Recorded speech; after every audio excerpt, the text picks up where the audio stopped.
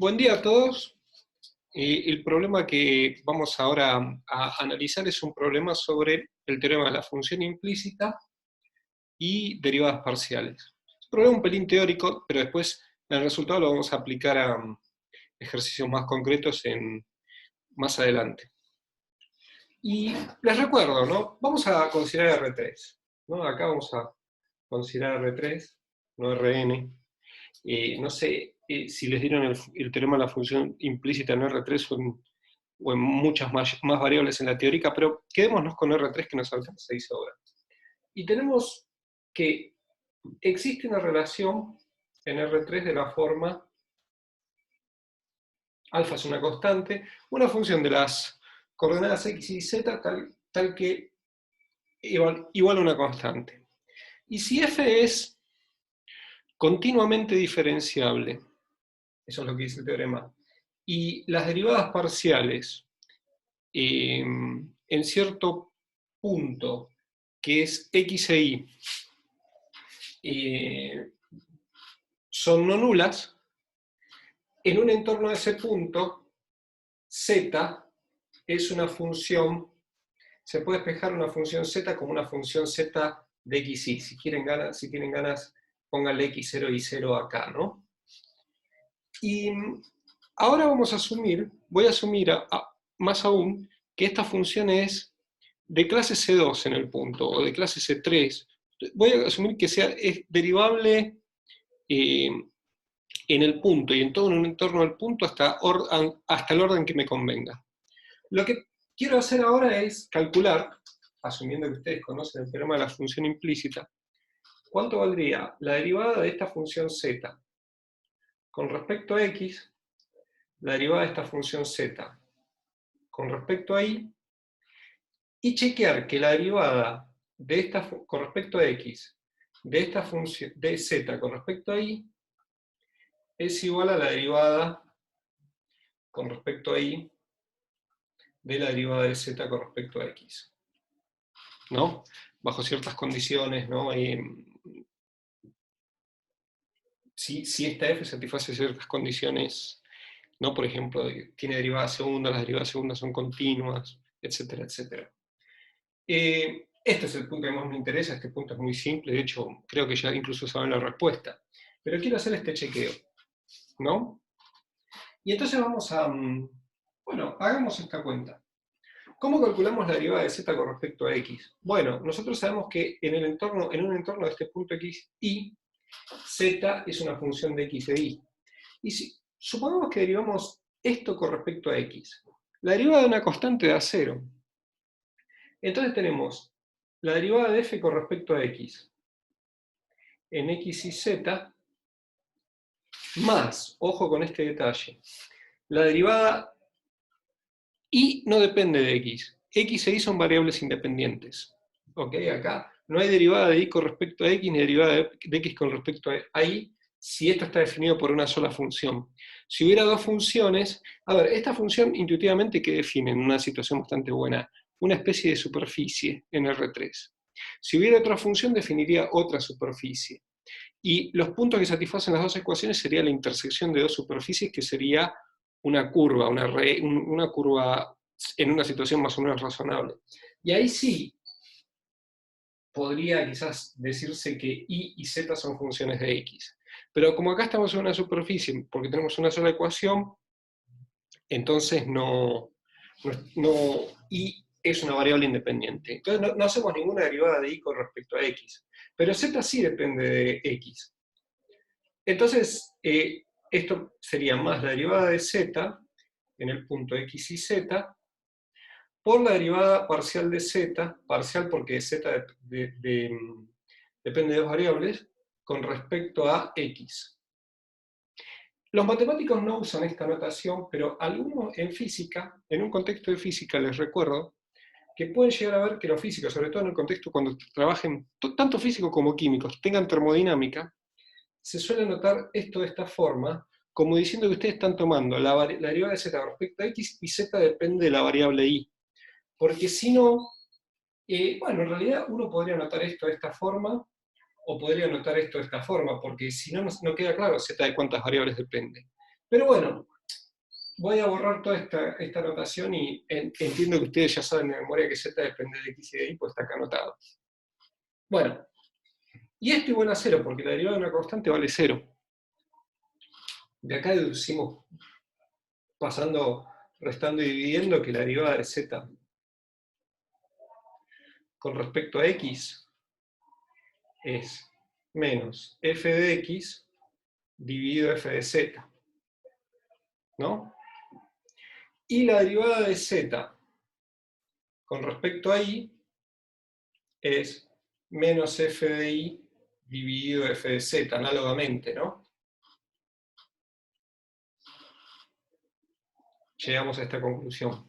F de x es una función que depende de x y de z, f de z es otra función que depende de x y de z, lo mismo acá, pero z es una función de x y de y, o sea que estos dependen de dos variables, depende de dos variables, depende de dos variables, depende de dos variables.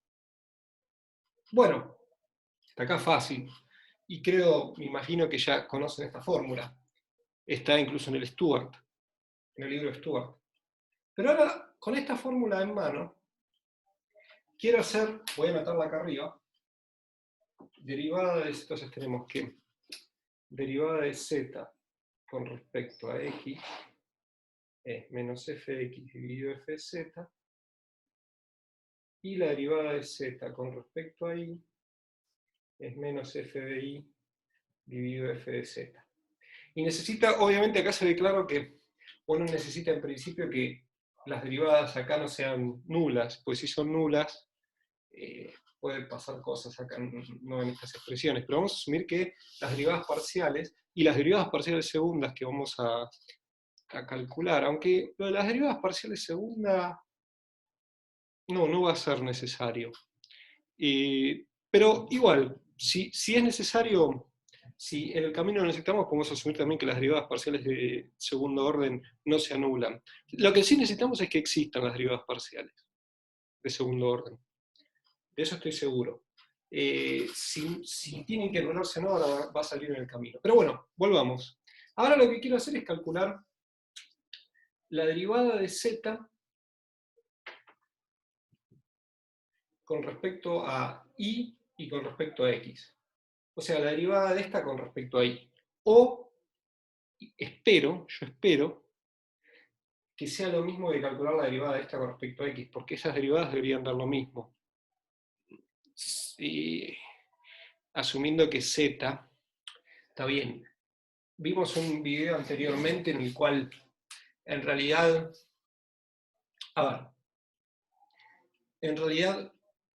no existen ejemplos en los cuales hemos visto un video, uno de los videos que bajé en el canal, en el cual hay una función que tiene derivadas segundas, pero no vale esa condición, porque no es de clase C2. Bueno, ahí lo que pasaba es que si uno tomaba el cociente incremental en un punto, ¿no?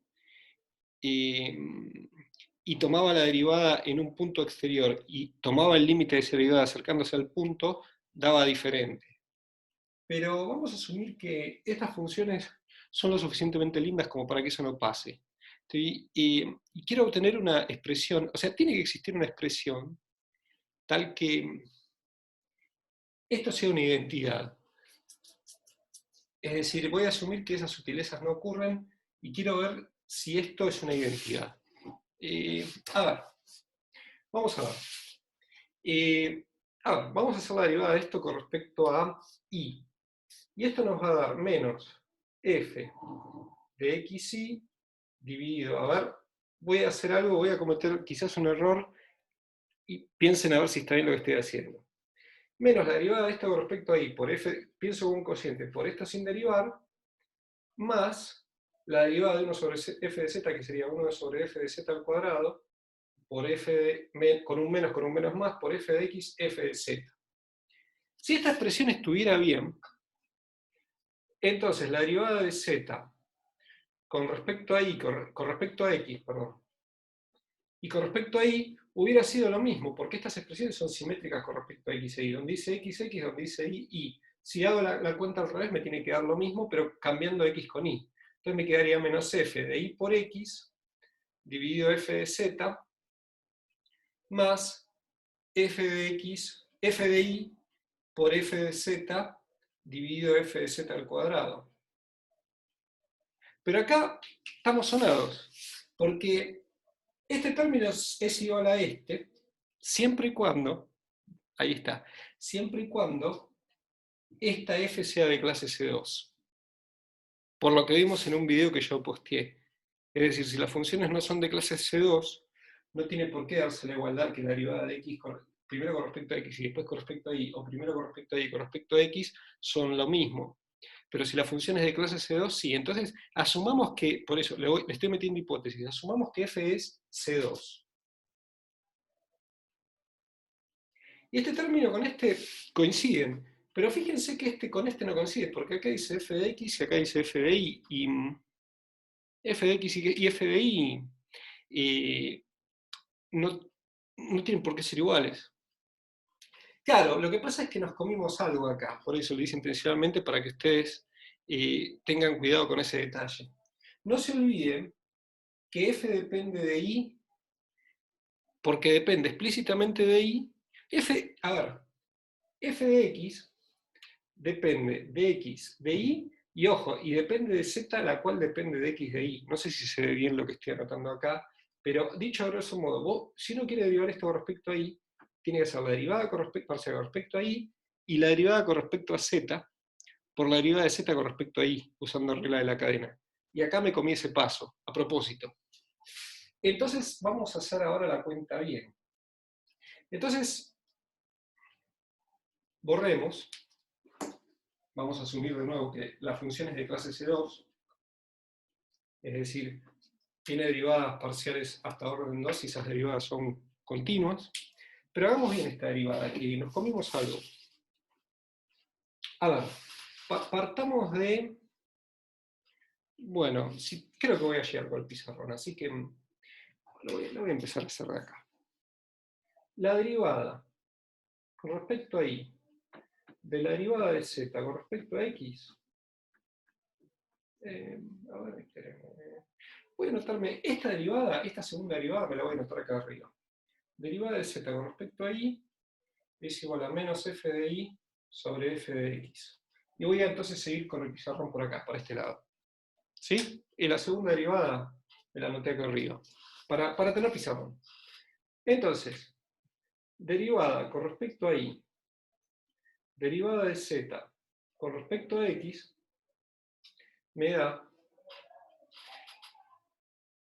menos 1 sobre f de z. ¿Y qué derivamos acá adentro? Tenemos que derivar esto con respecto a y. Pero esto sería la derivada de f de x con respecto a y más la derivada de f de x con respecto a z por la derivada de z, por la derivada de f, por la derivada de z con respecto a y. Eso sería el primer término. Y la derivada de z con respecto a y, fíjense que la tengo acá arriba. La voy a tener que reemplazar acá. Sigamos.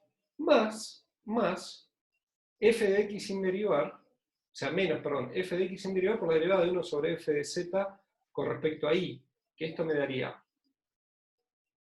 f de x dividido la derivada de 1 sobre f de z es 1 sobre f de z al cuadrado por la derivada de f de z con respecto a x, que sería la derivada de f de z, perdón, con respecto a y, de f de z con respecto a y, más la derivada de f de z con respecto a z por la derivada de z con respecto a y. Este es el término, ¿no? Porque la derivada de f con respecto a z depende de, como función de y explícitamente, porque aparece una y, e implícitamente porque tiene una z, pero la z es una función de x y de y. Entonces, bueno, y ahora nos falta hacer un reemplazo. Nos falta hacer el reemplazo de cuánto vale la derivada de z con respecto a y acá, ¿no? Bueno, déjenme anotar la expresión acá abajo. Creo que voy a llegar. derivada con respecto a y, todavía se ve, sí se ve, de la derivada de z con respecto a x, entonces va a dar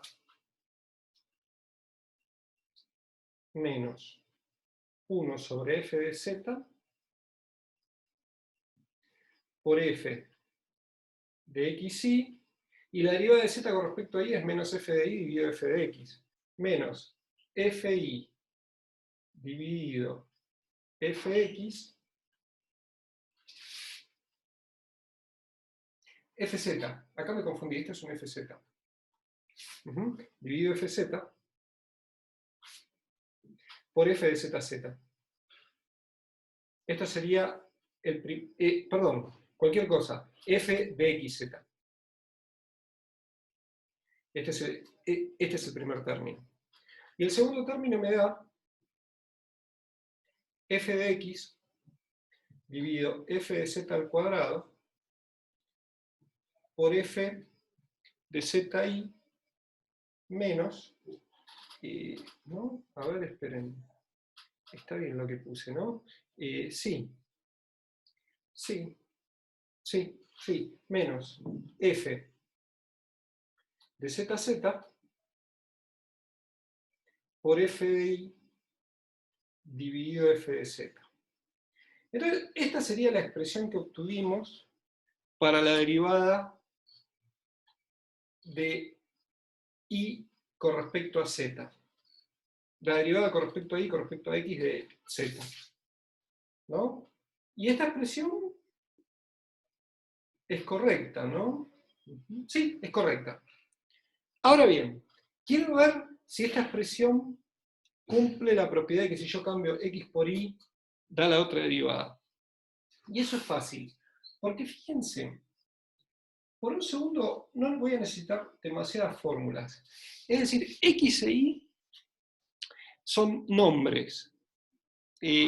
A una variable le llamo x, a otro y. Si yo cambio de nombre, voy a obtener la misma expresión cambiando y por x. O sea, no voy a repetir el cálculo, simplemente con un cambio de nombre. Es decir, si esto está bien, la derivada con respecto a x de la derivada de z con respecto a y tendría que ser menos, por el simple hecho que voy a repetir el cálculo cambiando nombres, cambiando el nombre de x por y. ¿Quién es x y quién y? Es algo que yo elijo. Entonces me daría, y acá diría la derivada de f con respecto a y con respecto a x. Cambio el nombre de x por y. Menos f de x dividido f de z por f.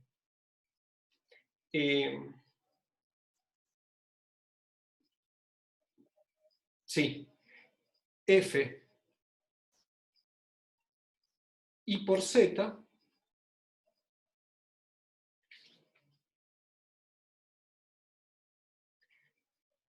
más fi dividido fz al cuadrado por fzx menos fzz f